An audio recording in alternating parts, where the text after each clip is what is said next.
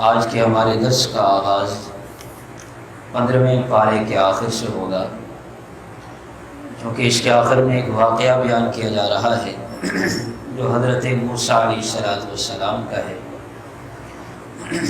اس واقعے کی ابتدا 15ویں پارے کے آخر سے ہے اور 16ویں پارے کی ابتدا میں بھی اسی واقعے کو بیان کیا جا رہا ہے۔ اس واقعے کا پس منظر یہ ہے، حضرت موسیٰ علیہ السلام ایک مرتبہ اپنی قوم سے مخاطب تھے، خطاب فرما رہے تھے۔ تو دوران خطاب ایک آدمی نے سوال کیا حضرت موسیٰ علیہ السلام سے کہ آپ سے زیادہ علم والا بھی کوئی ہے؟ تو حضرت موسیٰ علیہ السلام نے فرمایا نہیں، سب سے زیادہ علم والا میں ہی ہوں۔ ایک اعتبار سے یہ جواب درست تھا، اس لیے کہ جو وقت کا نبی ہوتا ہے وہ اپنی امت کا سب سے بڑا عالم ہوتا ہے، سب سے زیادہ علم وہ نبی کے پاس ہوتا ہے۔ اس اعتبار سے تو یہ جواب درست تھا، لیکن اللہ جل شانہ حضرت موسیٰ علیہ السلام کے اس جواب پر تنبیہ فرمائی، اس لیے کہ سب سے بڑی علم والی ذات کون ہے؟ اللہ جل شانہ۔ انسان جتنا بھی علم حاصل کر لے، وَفَوْقَ كُلِّ ذِي عِلْمٍ عَلِيمٌ، اللہ تعالیٰ نے قرآن کریم میں فرمایا ہر علم والے سے بڑا بھی ایک علم والا ہوتا ہے۔ ایک آدمی جتنا بھی علم حاصل کر لے، اس سے بڑا دنیا میں بھی کوئی ہے اور کوئی نہیں تو اللہ تو ہے ہی صحیح، علیم بذات الصدور۔ اللہ جل شانہ نے حضرت موسیٰ علیہ السلام سے بطور وحی بھیجی اور فرمایا کہ تم سے بڑا علم والا بھی اس دنیا میں موجود ہے۔ کون ہے وہ؟ اللہ جل شانہ نے حکم دیا کہ آپ سفر کریں اور اس کے پاس جائیں۔ سفر میں حضرت موسیٰ علیہ السلام کو حکم دیا کہ ایک مچھلی بھون کر اپنے پاس رکھ لیں۔ اب جہاں پر وہ آپ کی مچھلی گم ہو جائے گی، وہ علم والا آدمی آپ کو وہیں ملے گا۔ چنانچہ حضرت موسیٰ علیہ السلام نے حصول علم کے لیے سفر شروع فرمایا۔ اس سفر میں ایک بھونی ہوئی مچھلی ساتھ رکھی اور ایک نوجوان کو بھی اپنے ساتھ ملا لیا۔ یہ نوجوان حضرت یوشع بن نون علیہ السلام تھے، جو حضرت یوسف علیہ السلام کے پوتے تھے۔ اس نوجوان کو بھی اپنا رفیق سفر بنا لیا۔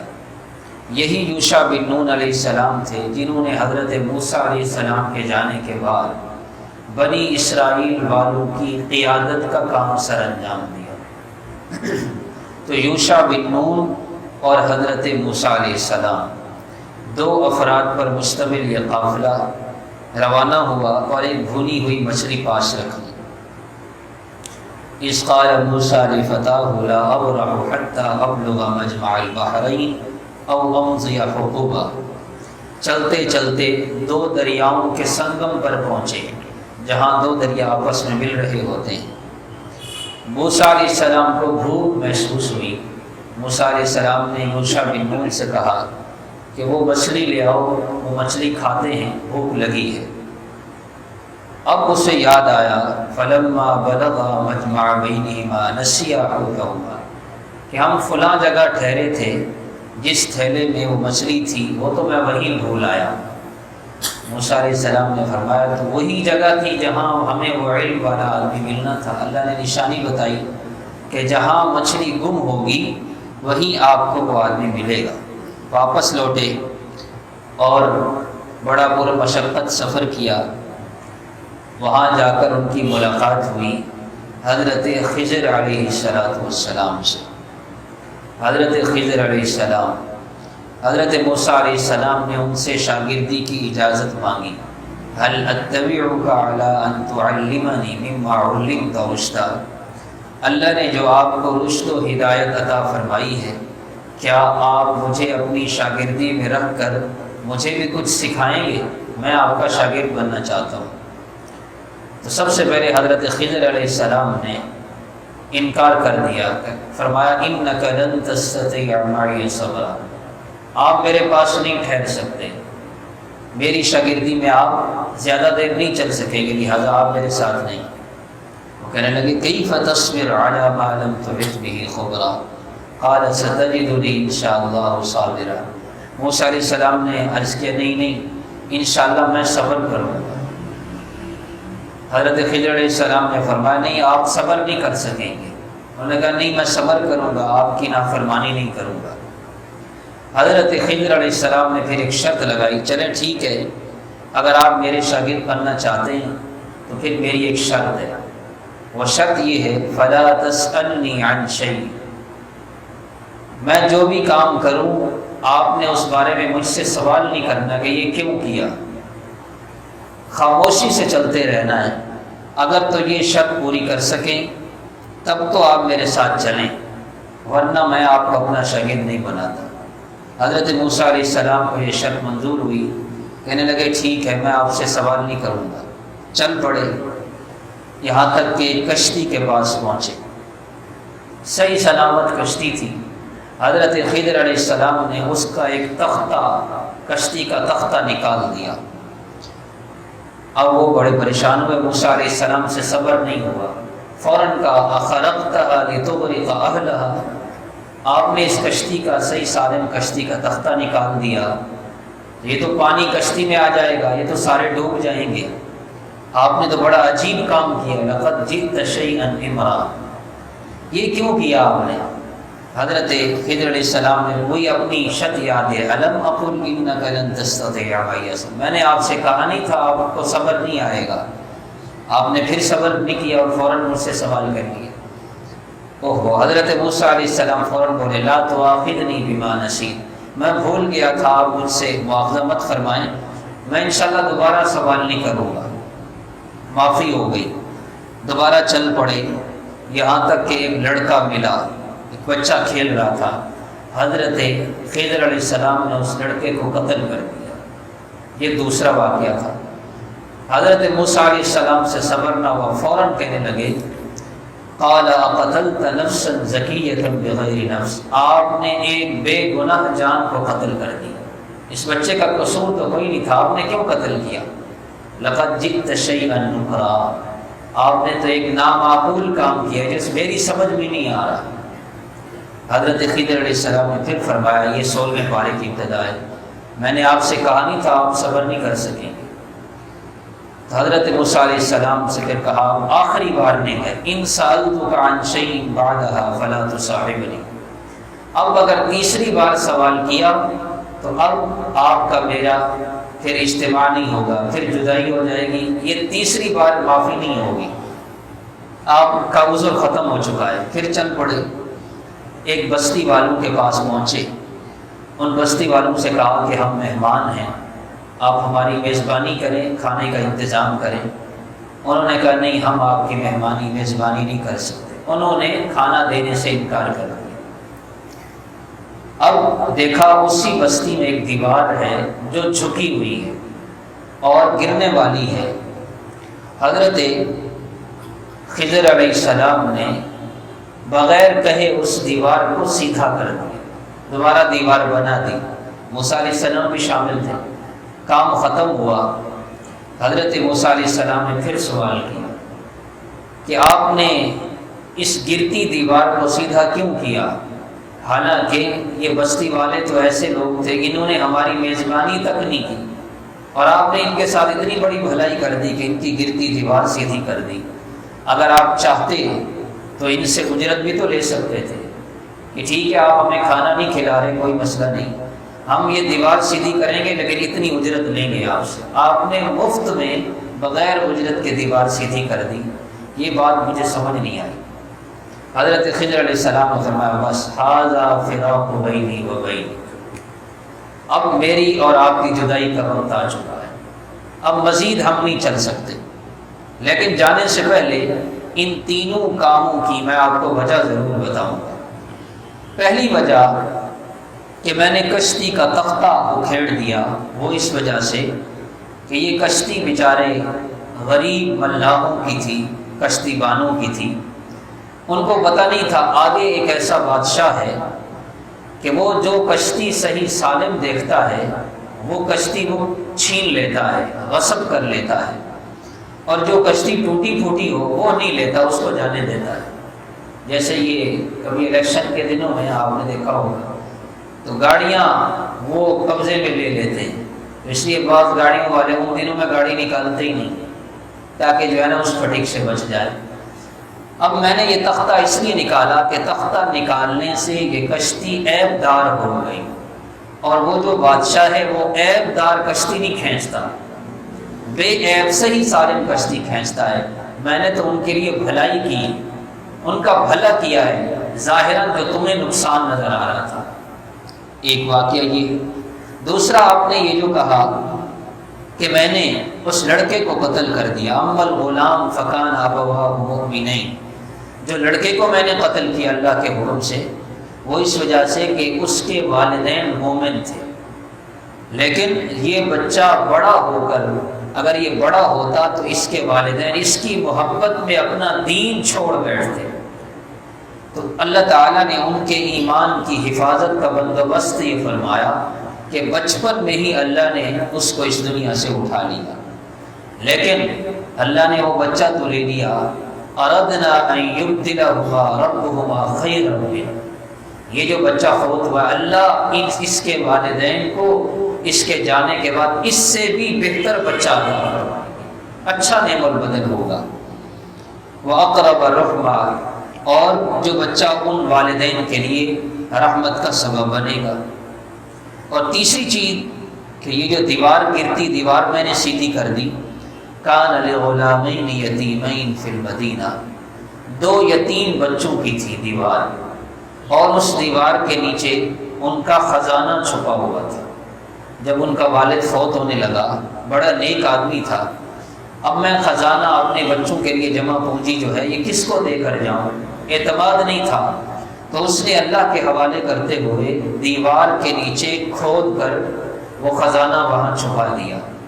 اگر یہ دیوار گر جاتی، بچے تو چھوٹے تھے، دیوار گر جاتی تو نیچے سے خزانہ نکل آتا اور وہ خزانہ ضائع ہو جاتا، لوگ کھا جاتے۔ اللہ جل شانہ کے حکم سے میں نے وہ دیوار سیدھی کر دی تاکہ جب بچے فاراد ربک ان یبلغا اشدہما، جب بچے بڑے ہوں گے تو وہ یہ خزانہ نکال کر خود استعمال کریں۔ رحمتاً من ربک، اس کے باپ کی نیکی کی بنا پر اللہ نے ان پر یہ کرم فرمایا۔ ما فعلتہ عن امری، میں نے یہ جتنے بھی کام کیے ہیں یہ اپنی مرضی سے نہیں کیے، یہ اللہ کے حکم سے کیے۔ تو حضرت موسیٰ علیہ السلام کو تنبیہ کی گئی کہ آپ سے بڑا جاننے والا بھی خضر علیہ السلام اس دنیا میں موجود ہیں۔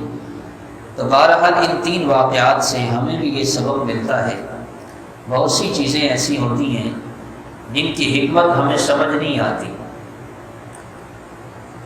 فلاں شریعت کا حکم ہے، لوگ کہتے ہیں جی ہمیں یہ سمجھ نہیں آتا ایسا کیوں ہے۔ مثال کے طور پر اللہ تعالیٰ نے قرآن کریم میں فرمایا وَلَكُمْ فِي الْقِصَاصِ حَيَاةٌ يَا أُولِي الْأَلْبَابِ، اے عقل والو تمہارے لیے قصاص میں زندگی ہے، تمہارے لیے قصاص میں زندگی ہے۔ اب عقل کے خلاف ہے، عقل کو سمجھ نہیں آتی کیسے ایک آدمی اگر دوسرے کو قتل کر رہا ہے، ایک آدمی نے دوسرے کو ناحق قتل کر دیا، اب اس قتل کرنے والے کو قصاصاً قتل کیا جاتا ہے کہ تو نے اس کی ناحق جان لی ہے، نتیجتاً تجھے بھی قتل کیا جائے گا۔ اب ہمیں تو ظاہراً یہ نظر آ رہا ہے کہ قصاص میں یہ قاتل قتل ہو رہا ہے، اللہ فرما رہے ہیں اس میں زندگی ہے، حالانکہ اس کی تو زندگی ختم ہو رہی ہے۔ زندگی کس کی ہے کہ اس ایک کو اگر قتل کریں گے تو بہت سارے لوگ قتل ہونے سے بچ جائیں گے، ایک کی زندگی جائے گی، کئی زندگیاں محفوظ ہو جائیں گی۔ یہ ہے شریعت کے حکم کا فائدہ۔ جیسے چور کا ہاتھ کاٹا جاتا ہے، ایک مرتبہ چوری کرتا ہے ایک ہاتھ کٹتا ہے، پھر ڈاکہ مارتا ہے تو ایک پاؤں کٹتا ہے، اس طرح چلتے چلتے یہ شریعت کا حکم ہے۔ اب آپ بتائیں، چور چور کا شور لگاتے ہیں لوگ، فلاں چور ہے فلاں چور ہے، اگر چور کا ایک مرتبہ ہاتھ کٹ جائے تو پھر وہ دوبارہ چوری کرے یا نہ کرے دوسروں کو نصیحت ہو جائے گی۔ کٹا ہوا ہاتھ یہ تو عیب دار ہے، لیکن چونکہ شرعی حکم نافذ نہیں ہے اس لیے معاشرے میں برائیاں ہیں۔ تو یہ 3 واقعات اس میں بیان کیے گئے۔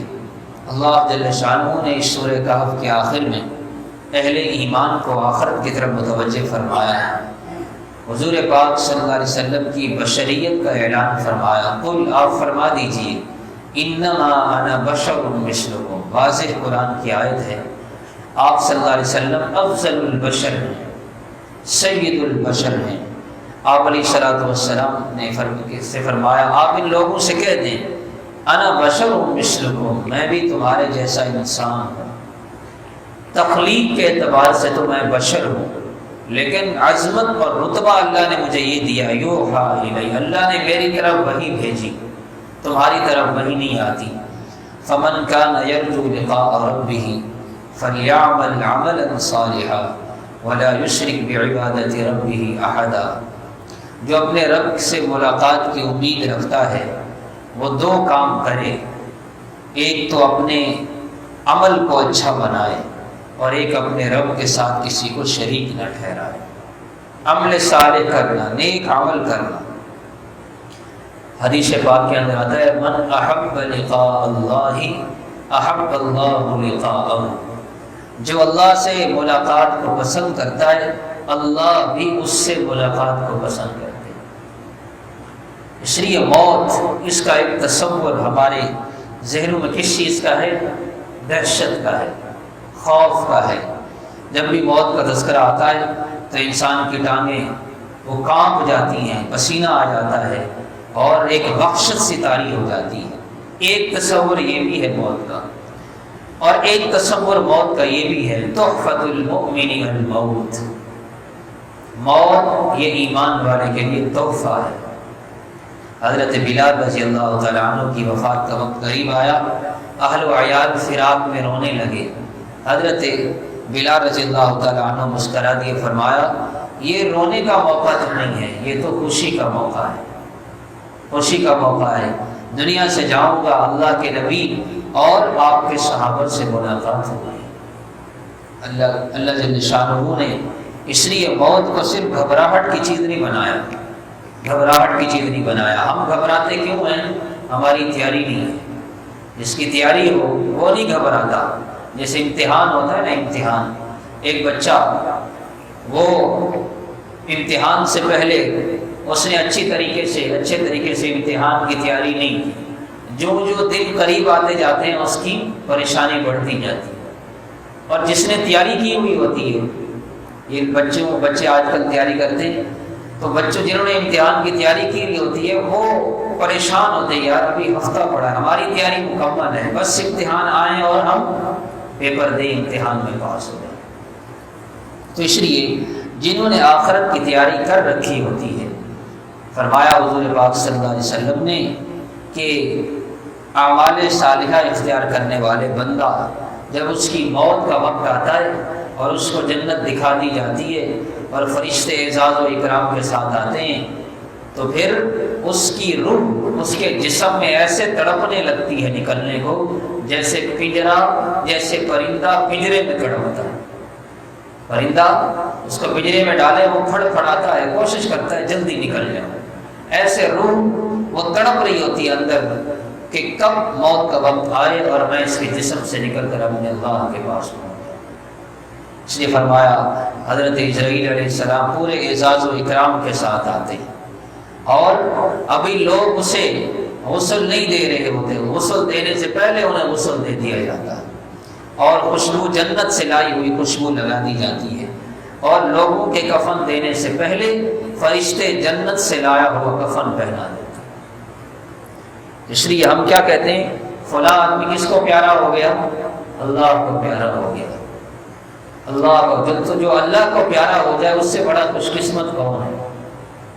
اس لیے جب لوگ رو ہو رہے ہوتے ہیں گھر میں تو حضرت اسرائیل علیہ السلام یہ اعلان کرتے ہیں کہ اس پر رونا دھونا چھوڑو، اپنی فکر کرو، اس نے تو جتنے عمل کرنے تھے یہ تو کر چکا، میں آج اس کو لینے آیا ہوں اور میں نے یہاں روز روز آنا ہے، بار بار آنا ہے، یہاں تک کہ تم میں سے کوئی یہاں باقی نہ رہے۔ تو اس لیے میرے محترم بھائیوں، موت کے دو تصور ہیں۔ موت کا ایک تصور جہاں وحشت اور خوف کا ہے، وہاں موت کا ایک تصور اللہ سے ملاقات کا بھی ہے کہ موت کیا ہے۔ موت آتی ہے، انسان کس کے پاس جاتا ہے؟ اس اللہ کے پاس جو 70 ماؤں سے زیادہ پیار کرتا ہے۔ اس قبر میں جاتا ہے جو جنت کے باغوں میں سے ایک باغ ہے۔ ریاض الجنہ میں اللہ ہم سب کو لے جائے۔ ریاض الجنہ جنت کا ٹکڑا۔ الحمدللہ اس بار رمضان المبارک میں بہت سے عمرہ کرنے والے وہاں پہنچے ہوئے ہیں۔ تو ریاض الجنہ کیا ہے؟ جنت کا ٹکڑا۔ تو جو آدمی اس دنیا سے جاتا ہے، آپ نے فرمایا القبر روضۃ من ریاض الجنہ، یہ جنت کے باغوں میں سے ایک باغ ہے۔ تو جنتی جب قبر میں رکھا جاتا ہے تو جنت کی کھڑکی کھول دی جاتی ہے، وہاں سے خوشبوئیں اور ہوائیں آتی رہتی ہیں، اور قبر تا حد نگاہ وسیع ہو جاتی ہے۔ نماز، قرآن، روزہ اور اسی طرح قرآن کریم کی متعدد صورتیں، سورہ تبارک الذی، سورہ الف لام میم، سجدہ، یہ ساری چیزیں کیا ہوتی ہیں؟ انسان کا دل بہلانے والی ہوتی ہے، دل بہلانے والی، اور پتہ ہی نہیں چلتا وقت گزر جاتا ہے۔ اس لیے اس بات کو اپنے ذہن سے نکال دیجیے کہ موت صرف گھبراہٹ کی چیز ہے۔ موت جب حضرات صحابہ کرام رضوان اللہ تعالیٰ علیہ مجمعین، ایک صحابی کے بارے میں آتا ہے، آپ علیہ السلام نے ان سے فرمایا کہ تو دنیا میں سب سے آخری چیز دودھ پیے گا۔ فضائل اعمال میں واقع ہے، تو دنیا میں سب سے آخری چیز دودھ پیے گا۔ تو ایک غزوے میں جانا ہوا تو ان کو سب سے آخر میں دودھ ملا پینے کو۔ وہ بڑے خوش ہوئے کہ آج میری شہادت کا دن ہے، اللہ کے سچے نبی کی سچی خبر مل گئی کہ تو دنیا میں سب سے آخری چیز دودھ پیے گا، آج دودھ پینے کو مل رہا ہے، آج اللہ کے پاس جائیں گے۔ صحابی کا انتقال ہو رہا ہے، کیا فرما رہے ہیں؟ خص و رب الکعبہ، رب کعبہ کی قسم میں کامیاب ہوں گا۔ فمن زحزح عن النار وادخل الجنۃ فقد فاز۔ ساتھ ہی حضرت مریم علیہ السلام کا واقعہ ہے، واقعہ تفصیلی آپ حضرات نے سن رکھا ہے۔ حضرت عیسیٰ علیہ السلام کا بغیر باپ کے پیدا ہونا یہ اللہ جل شانہ کی بہت بڑی نشانی تھی، اور اللہ جل شانہ نے اپنی قدرت کا اظہار فرمایا۔ حضرت مریم علیہ السلام کہنے لگی یہ کیسے ہوگا، کیسے ہوگا، انا یکون لی ولد، میرے لیے بچہ کیسے ہوگا حالانکہ مجھے تو کسی مرد نے چھوا تک نہیں۔ فرمایا حضرت جبریل علیہ السلام نے ایسا ہو کر کے رہے گا۔ اللہ جل شانہ کے لیے بڑا آسان ہے۔ اللہ تعالیٰ نے دنیا کو دار الاسباب ضرور بنایا ہے، لیکن اللہ اسباب کا محتاج نہیں ہے۔ فرمایا آخر میں ان الذین آمنوا وعملوا الصالحات، جو لوگ نیک عمل کرتے ہیں، ایمان لاتے ہیں، اللہ لوگوں کے دلوں میں ان کی محبت ڈال دیتے ہیں۔ اس لیے عمل صالح اختیار کرنا یہ جہاں اللہ کی محبت کا ذریعہ ہے، وہاں اللہ کی مخلوق کے دل میں بھی محبت کا ذریعہ ہے۔ سورہ طٰہٰ کی ابتدا ہے، یہ وہ محبوب صورت ہے۔ جنت میں اہل جنت سورہ یاسین اور سورہ طٰہٰ کی تلاوت کریں گے۔ اور ایک روایت کے اندر آتا ہے اللہ کے پیارے نبی حضرت داؤد علیہ السلام زبور سنائیں گے، اپنی کتاب زبور پڑھ کے سنائیں گے۔ وہ جب حضرت داؤد علیہ السلام زبور پڑھتے تھے، اللہ تعالیٰ پہاڑوں سے فرمایا جبال اوبی معه الطیر، اے پہاڑوں، اے پرندوں، تم بھی میرے داؤد کے ہم نوا ہو جاؤ۔ وہ بھی جھومتے تھے۔ داؤد علیہ السلام زبور پڑھ کے سنائیں گے جنتیوں کو، اور اللہ کے پیارے نبی صلی اللہ علیہ وسلم اپنے امتیوں کو سورہ یاسین اور سورہ طٰہٰ پڑھ کے سنائیں۔ اب ہماری کتنی بڑی خوش قسمتی ہے، ہم وہ سورت پڑھ رہے ہیں۔ ذرا تصور کریں، ہم جو طٰہٰ ما انزلنا علیک القرآن لتشقیٰ الا تذکرۃ لمن یخشیٰ، ہم اپنی زبان سے وہ کلمات پڑھتے ہیں، وہ کلمات کانوں سے سنتے ہیں جو کل قیامت کے دن ہمیں کون پڑھ کے سنائیں گے؟ اللہ کے پیارے نبی صلی اللہ علیہ وسلم۔ آپ کی مبارک زبان اور آپ کی مبارک زبان سے نکلے ہوئے کلمات وہ کس قدر کیسا خوبصورت منظر ہوگا۔ اللہ نے دنیا میں ہمیں یہ سعادت عطا فرما دی، این سعادت بزور بازو نیست تا نبخشت خدائے بخش خدا۔ کہتے ہیں فارسی کا شاعر کہتا ہے یہ سعادت انسان اپنی طاقت سے حاصل نہیں کرتا جب تک بخشنے والا یہ سعادت عطا نہ فرمائے۔ کہاں ہم کہاں یہ نگہت گل نسیم صبح تیری مہربانی۔ ہماری کیا اوقات ہے، یہ تو اللہ جل شانہ کا فضل ہے۔ اللہ جل شانہ نے حضرت موسیٰ علیہ السلام اور حضرت ہارون علیہ السلام کو فرعون کی طرف بھیجا۔ اذهبا الى فرعون، جاؤ فرعون کو دعوت دو، فقولا له قولا لینا، فرعون سے جا کر نرم انداز میں گفتگو کرنا، لعلہ یتذکر او یخشی، شاید وہ تمہاری نصیحت کو قبول کر لے۔ حضرت موسیٰ اور ہارون علیہ السلام نے عرض کیا ہے پروردگار ہمیں خوف ہے کہیں وہ ہم پر زیادتی نہ کرے، وہ ہمیں سخت سزا نہ دے دے۔ اللہ تعالیٰ نے فرمایا نہیں، لا تخافا اننی معکما اسمع وارا، خوف مت کرو بے شک میں تم دونوں کے ساتھ، اسمع میں سن بھی رہا ہوں، وارا اور میں دیکھ بھی رہا ہوں۔ اس سے معلوم ہوا جو دین کا کام کرتا ہے، جو دعوت کا کام کرتا ہے، جو دین کی بات کو پہنچانے کا کام کرتا ہے، اللہ جل شانہ کی مدد اس کے ساتھ ہو جاتی ہے، اللہ کی نصرت اس کے ساتھ ہو جاتی ہے۔ چنانچہ گئے اور اسے دعوت دی اور اپنے معجزے دکھائے، لیکن وہ ایمان نہ لایا۔ فتولی فرعون فجمع کیدہ، سازشوں میں لگ گیا۔ چنانچہ مشہور آگے واقعہ ہے، جادوگروں کو بلایا، سارے جادوگر مسلمان ہو گئے۔ مسلمان ہوتے ہی ان کا ایمان اس درجے پر پہنچا، اس نے کہا آج کہ تم مجھ سے پہلے مجھ سے اجازت لیے بغیر کیسے مسلمان ہو گئے، میں تمہیں سخت سزا دوں گا۔ فَلَأُقَطِّعَنَّ أَيْدِيَكُمْ وَأَرْجُلَكُمْ مِنْ خِلَافٍ وَلَأُصَلِّبَنَّكُمْ فِي جُذُوعِ النَّخْلِ، میں تمہیں کھجور کے تنوں پر سولی چڑھا دوں گا اور میں تمہیں بڑا سخت عذاب دوں گا۔ وہ کہنے لگے فَاقْضِ مَا أَنْتَ قَاضٍ إِنَّا آمَنَّا بِرَبِّنَا لِيَغْفِرَ لَنَا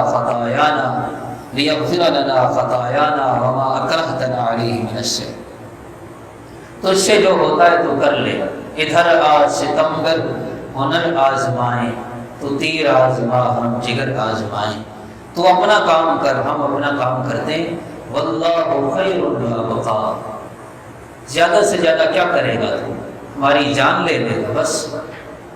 اور ہم جب اللہ کے پاس جائیں گے واللہ خیر الرازقین، اللہ کے پاس ہمیں جو نعمتیں ملیں گی وہ اس دنیا سے بہتر بھی ہوں گی اور ہمیشہ رہنے والی بھی ہوں گی۔ انہ من یأت ربہ مجرما فإن لہ جہنم، ہم اللہ کے سامنے مجرم بن کر نہیں جانا چاہتے۔ آخر میں اللہ جل شانہ نے حضور پاک صلی اللہ علیہ وسلم کو خطاب کر کے فرمایا آپ ان دنیا داروں کے مال کی طرف، سرمایہ داروں کی پررونق زندگی کی طرف نظر اٹھا کے بھی نہ دیکھیں۔ اگر غرباء لوگوں میں خودداری آ جائے تو ان دنیا داروں کے سارے نخرے ٹھیک ہو جائیں، جنہیں اپنے مال پر ناز ہوتا ہے۔ اگر دنیا دار، اگر غریب خوددار بن جائے، وہ تھوڑے پر گزارا کرنے والا بن جائے تو سب کی عقل ٹھکانے آ جائے۔ اللہ کے نبی صلی اللہ علیہ وسلم سے فرمایا لا تمدن عینیک، آپ ان کی صرف نگاہ اٹھا کے بھی نہ دیکھیں، نگاہ اٹھا کے بھی نہ دیکھیں، اس لیے کہ یہ مال و دولت کا فتنہ ہے، یہ لوگوں کو فتنے میں ڈالتے ہیں۔ ورزق ربک خیر وابقیٰ، اپنے رب کا جو رزق دیا ہوا ہے یہ بہت اچھا ہے۔ اس لیے خودداری والی زندگی گزارنا، خودداری وہ تھوڑا ہو لیکن عزت کے ساتھ ملے، یہ بہتر ہے اس مال سے جو لالچ اور طمع کے ساتھ ملے۔ اس لیے انسان کو ہر اس چیز سے اپنے آپ کو بچانا ہے جس سے دل میں دنیا کی محبت پیدا ہو۔ اچھی گاڑی کی طرف للچائی ہوئی نظروں سے دیکھنا، اچھے گھر کی طرف للچائی ہوئی نظروں سے دیکھنا، یہ ایمان والے کی شان ہی نہیں۔ ایمان والا وہ اپنی نکاح کی حفاظت جس طرح غیر محرم سے کرتا ہے ایسے دنیا کی چیزوں سے بھی کرتا ہے۔ دنیا کی چیزوں کو دیکھیں گے، دیکھنے سے دل میں محبت آئے گی۔ حضور پاک صلی اللہ تعالی علیہ وسلم ایک مرتبہ کھجور کی چٹائی پر لیٹے ہوئے تھے۔ اللہ اکبر کبیرہ۔ یہ سنت ابھی دیہاتوں میں زندہ ہے، کھجوروں کی چٹائیاں بناتے ہیں اور اس پر سوتے ہیں۔ جتنا ہم سہولیات میں پڑھتے گئے اتنا ہی مصنوع زندگی سے دور ہوتے گئے۔ آپ علیہ الصلوۃ والسلام نے کرتا اتارا ہوا تھا اور گھر میں چٹائی پر لیٹے ہوئے تھے۔ گرمیوں کے دن تھے۔ حضرت عمر رضی اللہ تعالیٰ عنہ آئے تو آپ ان کے استقبال میں اٹھ کر بیٹھ گئے۔ حضرت عمر رضی اللہ تعالیٰ عنہ نے دیکھا تو آپ علیہ الصلوۃ والسلام کی کمر مبارک پر چٹائی کے نشانات پڑے ہوئے، نشانات پڑ جاتے ہیں، آپ نے بھی دیکھا ہوا دیہاتوں میں۔ تو حضرت عمر رضی اللہ تعالیٰ عنہ یہ دیکھ کر رونے لگے۔ اتنا مضبوط دل تھا حضرت عمر کا، لیکن برداشت سے باہر ہو کر رونے لگے۔ عرض کیا یا رسول اللہ، کیسر و کسریٰ اللہ کے نافرمان ہیں اور وہ اتنی بڑی بڑی نعمتوں میں ہیں اور ان کے پاس رہنے کے لیے، کھانے پینے کے لیے کتنا مال و دولت ہے، سہولیات ہیں، آپ اللہ کے نبی ہیں اور آپ اس قدر قسم کرسی کی زندگی گزار رہے ہیں۔ آپ علیہ الصلوۃ والسلام فوراً آپ نے جلال میں آ کر ارشاد فرمایا، اے عمر اانت شک اانت فی شک، اے عمر تو ابھی تک شک میں پڑا ہوا ہے۔ لہم فی الدنیا ولنا فی الآخرہ، ان کے لیے یہ ساری چیزیں دنیا میں ہیں اور ہمارے لیے آخرت میں ہیں۔ اللہ کے پیارے نبی صلی اللہ علیہ وسلم جن کے جو وجہ کائنات ہیں، ایک مرتبہ ایک روایت کے اندر آتا ہے، امی عائشہ فرماتی ہیں میں رات کو بیدار ہوئی تو آپ علیہ الصلوۃ والسلام نے اپنا آدھا جسم وہ چارپائی سے نیچے لٹکایا ہوا ہے اور چارپائی کی جو لمبی لکڑی ہوتی ہے وہ اپنے پیٹ مبارک پر دے کر زور دیا ہوا ہے۔ میں نے عرض کیا رسول اللہ یہ کیا ہوا؟ آپ نے فرمایا بھوک بہت لگی، غزوہ خندق ہے، خندق کھودی جا رہی ہے۔ آپ علیہ الصلوۃ والسلام، ایک صحابی فرماتے ہیں بھوک نے مجھے ستایا، پیٹ پر پتھر بندھا تھا، میں نبی کریم صلی اللہ علیہ وسلم کی خدمت میں حاضر ہوا، عرض کیا یا رسول اللہ بھوک بڑی شدید ہے، کپڑا میں نے اٹھایا، پیٹ پر پتھر باندھ رکھا۔ صحابہ کرام پر تان و تشریح کرنا بڑا آسان ہے کوئی ایسا عاشق جو اپنے محبوب کے حکم پر اپنے پیٹ پر پتھر باندھنے کو بھی تیار؟ کہیں نہیں۔ پتھر بندھے ہوئے آپ علیہ الصلوۃ والسلام سے عرض کیا، آپ نے اپنے پیٹ مبارک سے کپڑا اٹھایا، دو پتھر بندھے، دو پتھر۔ ریاست مدینہ کا دعویٰ کرنے والے بہت ہوتے ہیں، یہ ہے ریاست مدینہ جس میں عوام نے اگر ایک پتھر باندھا ہے تو پھر اس ریاست مدینہ کا جو حاکم ہے اس نے دو پتھر باندھے۔ حضرت عمر رضی اللہ تعالیٰ عنہ کے سامنے دو سالن جمع ہوئے تو رونے لگے۔ امی عائشہ فرماتی ہیں اس امت میں سب سے پہلی بدعت جو پیدا ہوئی وہ زیادہ کھانا تھا، زیادہ۔ نتیجہ یہ ہوا لوگ کھانے پینے میں اتنے مشغول ہو گئے کہ نفس پیٹ بھر گئے، نتیجتاً دل سخت ہو گئے، دل سخت ہو گئے۔ آپ تجربہ کریں، روزے میں جو دعا مانگنے کا، جو قرآن پڑھنے کا اور جو نماز پڑھنے کا لطف آتا ہے وہ بغیر روزے کے کم آتا ہے۔ افطاری کے وقت دعا میں کیا لطف ہوتا ہے؟ تو خالی پیٹ بھوکا رہنا اور خودداری کو بچانا، اپنی عزت کو بچا کر کے رکھنا، ایسے آدمی، یہ ایک حدیث میں پڑھ رہا تھا رات ہی، آپ علیہ الصلوۃ والسلام نے فرمایا تمہارے صدقہ اور زکوٰۃ کے سب سے زیادہ مستحق لوگ وہ ہیں جو تم سے لپٹ لپٹ کر مانگتے نہیں، یہ زیادہ حقدار ہیں جو اپنی کیا کہتے ہیں سفید پوشی بچائے بیٹھے ہیں، وہ مانگتے نہیں ہیں۔ ایسے لوگوں کو ڈھونڈ ڈھونڈ کر دینا، مانگنے والے کو تو ہر ایک دیتا ہے، ہر کوئی دیتا ہے۔ اپنے رشتہ داروں میں، اپنے اہل محلہ میں دیکھنا کہ وہ لوگ جو ضرورت مند بھی ہیں لیکن مانگتے نہیں ہیں، ان کا تعاون کرنا، ہم ان کی فکر کریں، ان کو مانگنا نہ پڑے۔ اپنے قریبی رشتہ دار ماہانہ تعاون کریں، اپنی کمائی میں سے کچھ ان کا حصہ مقرر کریں، مانگنے والا آتا ہے یا کسی کو ضرورت ہو تو ان کو تھوڑے سے روپے دے دیتے، کچھ روپے دے دیتے۔ ایک واقعہ میرے سامنے ہوا، مجھے بڑا عجیب لگا۔ کچھ واقعات انسانی زندگی میں بڑی تبدیلی لاتے ہیں۔